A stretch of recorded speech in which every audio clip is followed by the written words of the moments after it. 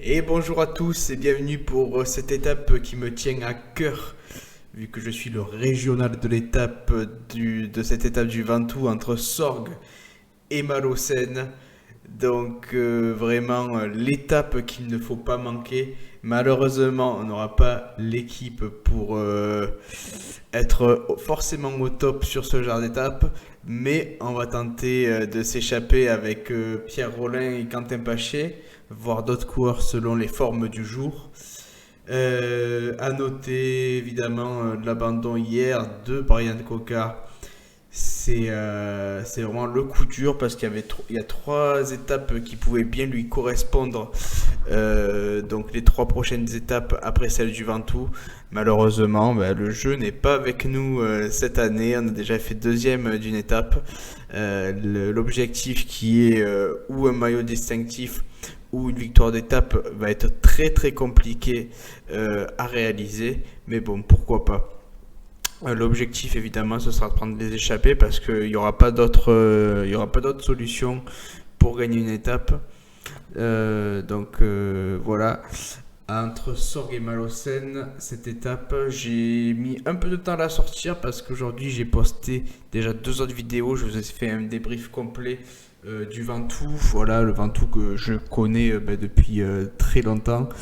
Voilà, donc je vous ai fait un petit topo sur le Ventoux, les différents versants, les difficultés, l'histoire un petit peu. Et aussi on a fait le débrief avec Josenko de...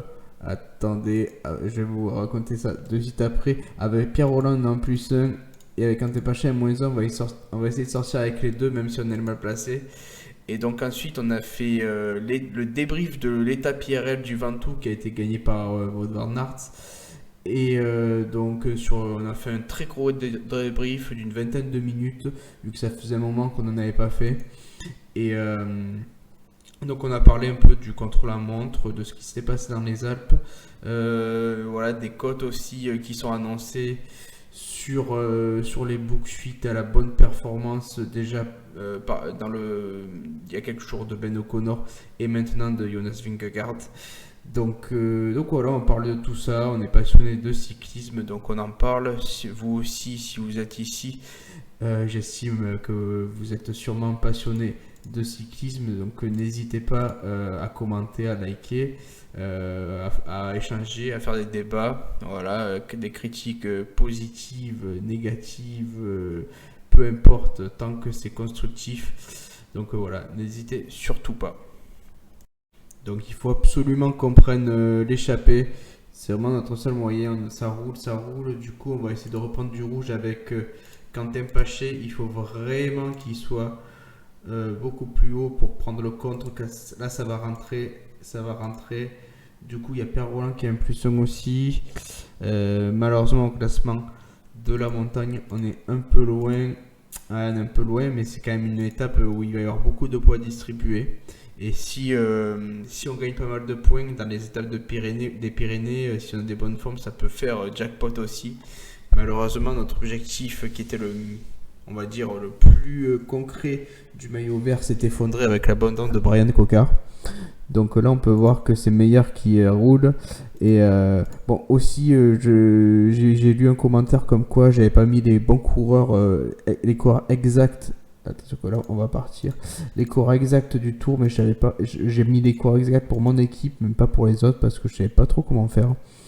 Vu que là, je commence un peu ma chaîne, du coup, ça va être corrigé évidemment pour les autres. On essaiera de se faire tout ce qui est IRL tout ce qui se passe IRL, on le fera dans PCM. Donc après le tour, ce sera sûrement la Classica San Sébastien qu'on fera. Et ensuite la Vuelta. J'essaierai d'améliorer petit à petit tout ça. Voilà. C'est vrai qu'au début, c'est pas forcément facile. Donc là, il y a quelques groupes qui sortent. Ça c'est intéressant. Mais je crois qu'on va sortir avec nos demi-heures grimpeurs, Pierre Roland et Quentin Paché. À voir qui protégera qui. À noter qu'avec Pierre Roland, on a un 74 de montagne et avec Quentin Paché, un 73. À voir. On verra qui on sacrifiera pour qui, selon les barres jaunes. Et déjà, il faut rentrer sur ce premier groupe. Je pense que ça devrait être le cas assez rapidement.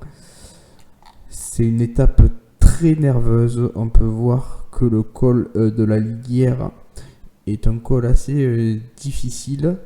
Après, il y a le Ventoux par saut qui n'est pas très dur. Et après, il y a le vrai Ventoux par Bédouin qui vraiment est beaucoup plus compliqué. Bon, donc voilà. Dès qu'on rentre, on fera une petite pause et on se donne rendez-vous pour le deuxième catégorie. Voilà, c'est fait. On se retrouve au pied de la côte de la Liguière. Donc j'ai décidé de jouer avec Pierre Roland parce que j'estime que c'est celui qui a les meilleures formes physiques, hein, que toujours son body 72 en baroudeur. Il a pas mal de points positifs alors que Paché, vous voyez, il a pas mal de moins 1 partout. Du coup, je pense qu'on va jouer la carte Pierre Roland.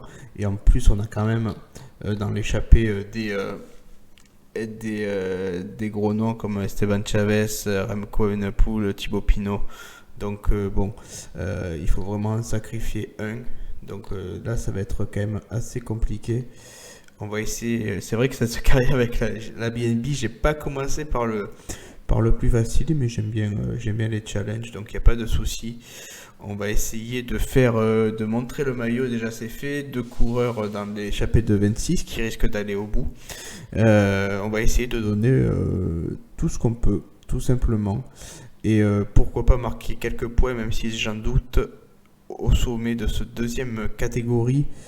On va essayer déjà de bien se placer avec Quentin Paché, qui nous ramène devant le groupe, ce groupe emmené par Olivier Legac.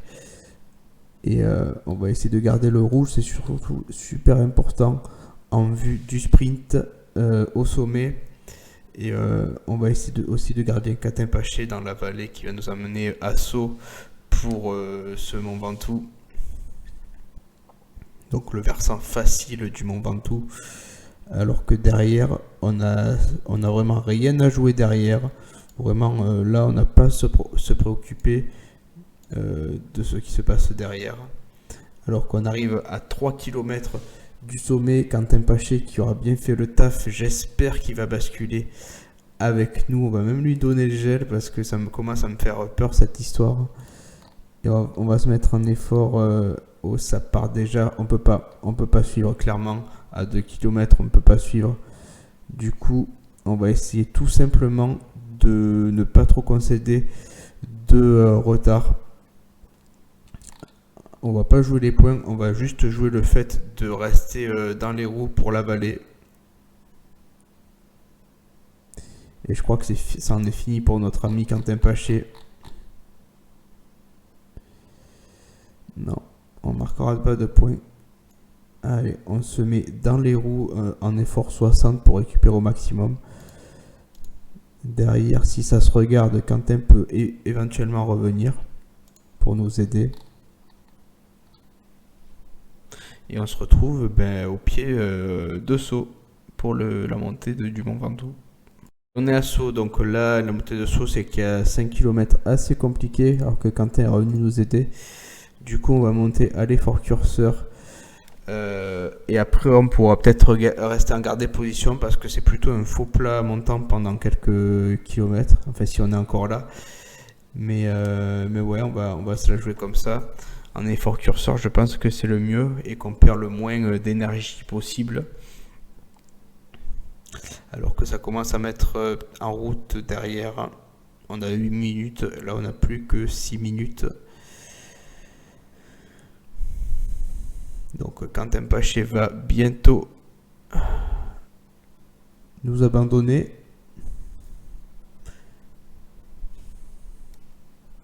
Et avec Pierre Roland, ce serait bien de basculer en haut avec les meilleurs. Allez, ça en est fini pour Quentin Paché, pour le Bordelais. Et le vétéran Pierre Roland qui est toujours là, qui s'accroche.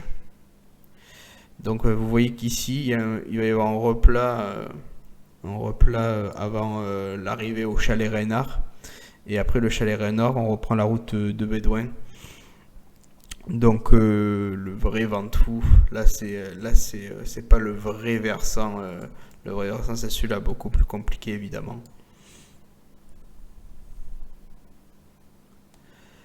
Allez, là on va basculer dans les pourcentages un peu plus faciles, dans un petit kilomètre. Allez, ce serait bien si ça se regardait un peu. Avec Giulio Ciccone, qui est évidemment très très fort. Allez, on va se mettre en garder position maintenant que c'est assez plat. On peut même descendre un peu l'effort pour pas trop user d'énergie.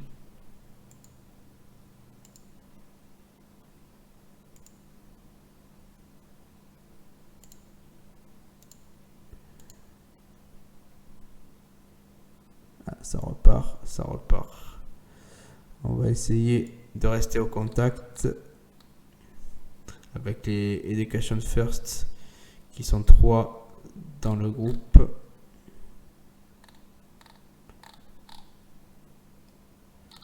Allez. On est plutôt pas mal dans cette montée vers le chalet Reynard. Ici, c'est un faux plat. Donc vraiment appréciable avant la partie très difficile.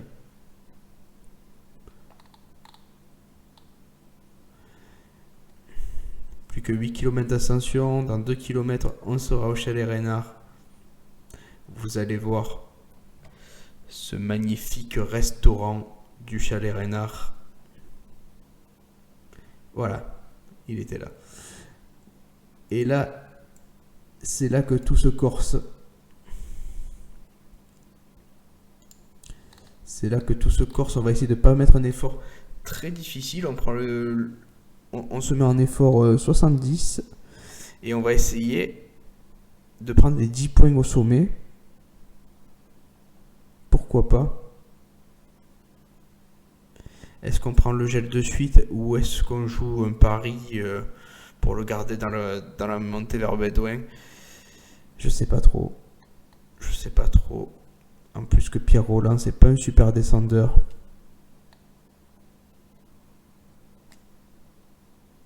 Allez, on va le prendre maintenant. On va assurer le coup quand même. Thibaut Pinot qui est dans une forme excellente. On est obligé de rester en effort 72 à peu près.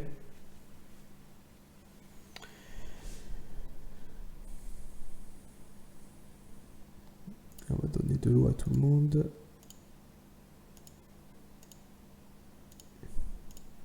L'essentiel c'est de rester, que tout le monde reste dans les délais.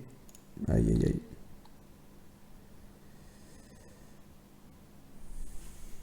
Alors qu'on est on va arriver en fringale.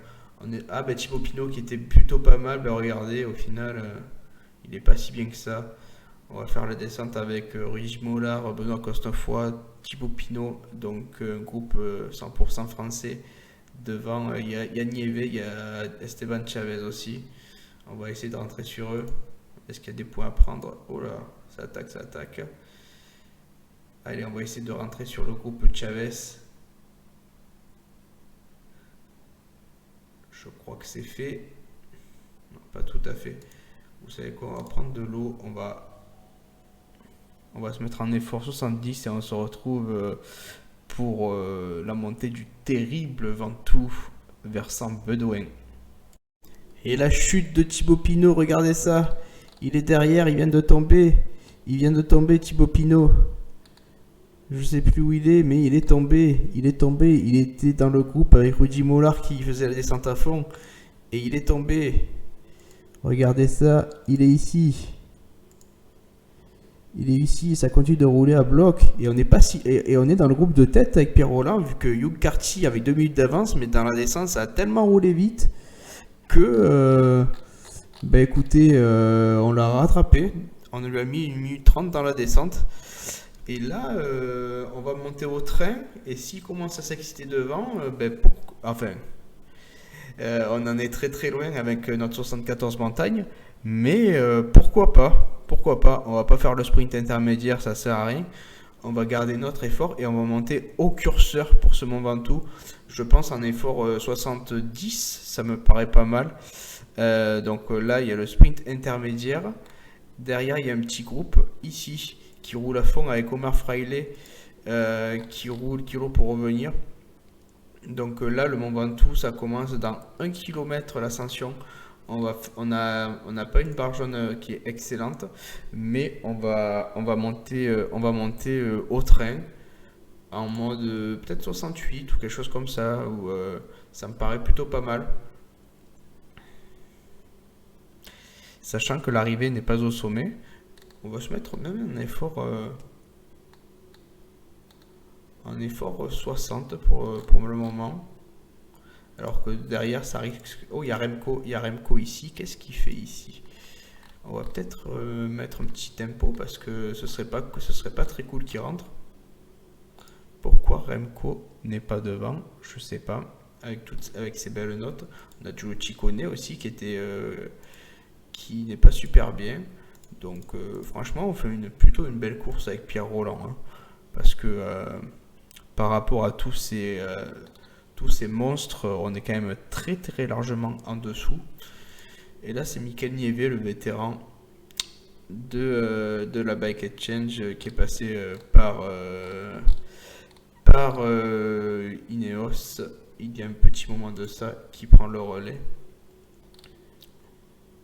Le Basque, Michael Nieve, Rudy Mollard, que 9 fois par peintre, Esteban Chavez, Hamilton et les Bike Exchange qui sont 3. Il devrait rouler. L'effort, on va le garder en 67 parce que le Ventoux c'est très très long. Du coup, j'ai pas trop envie de me cramer. Et même on pourrait mettre un petit peu moins, mais bon.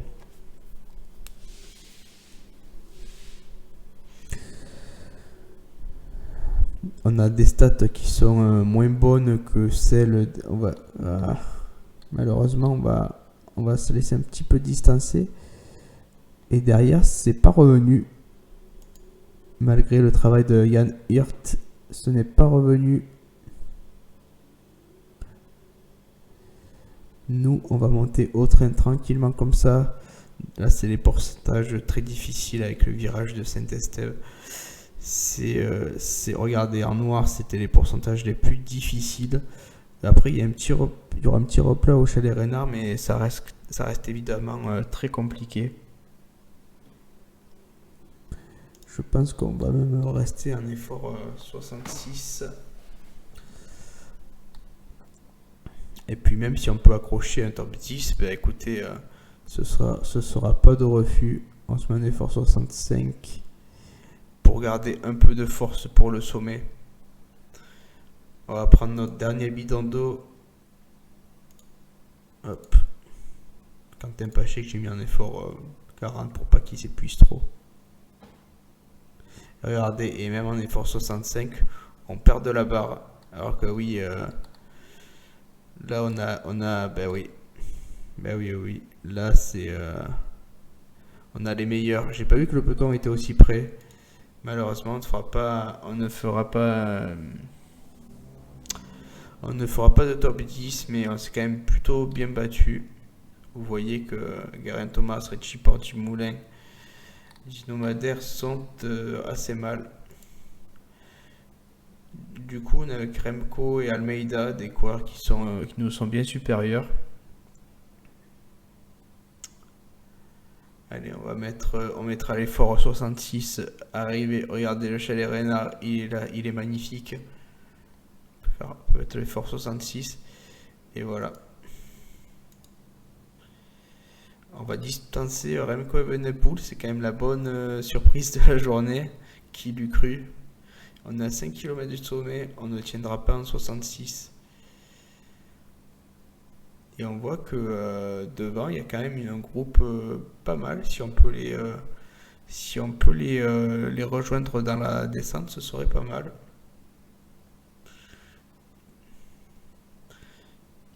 On peut voir l'observatoire du Ventoux. On va bientôt y passer. Allez, avec Joe Almeida, Jan Hirt qui a fait le boulot. En plus, on n'est pas un très gros descendeur et on arrive en fringale au kilomètre. Du coup, Du coup, ça va être assez compliqué. Vous pouvez voir qu'au classement du meilleur grimpeur, ce sont Roglic et Carapaz qui sont devant. Donc voilà, on va se mettre avec le groupe de Richie Porte et de Tom Dumoulin, Garen Thomas. À part si Yacht fait la descente, ce qui a l'air le cas. On peut même se mettre en 99 ici. On ne perdra pas de barre d'énergie. Est-ce que si on se met un effort curseur pour... Non. Vous voyez que ils sont rentrés. Mais bon, pourquoi pas, hein. De toute façon, ça ne nous fait pas perdre d'énergie de faire ça.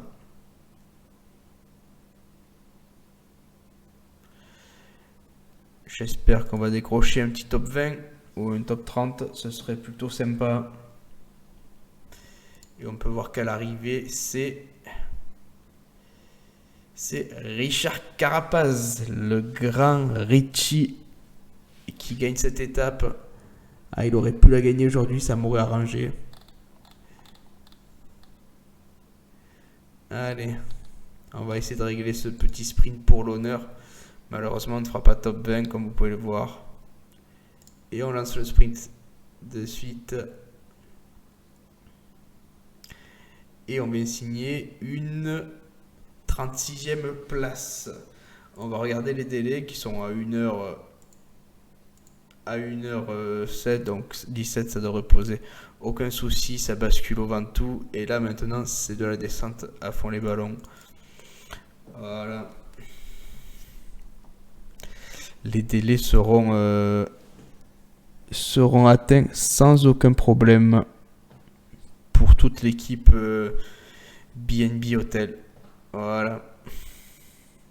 On peut voir que dans les classements généraux, on est 10e au classement des grimpeurs. Donc si Quentin Paché a une bonne dot dans les Pyrénées, ça peut être plutôt pas mal. Mais ça s'annonce plutôt compromis parce qu'en général, les dernières semaines, c'est des échappées de costaud.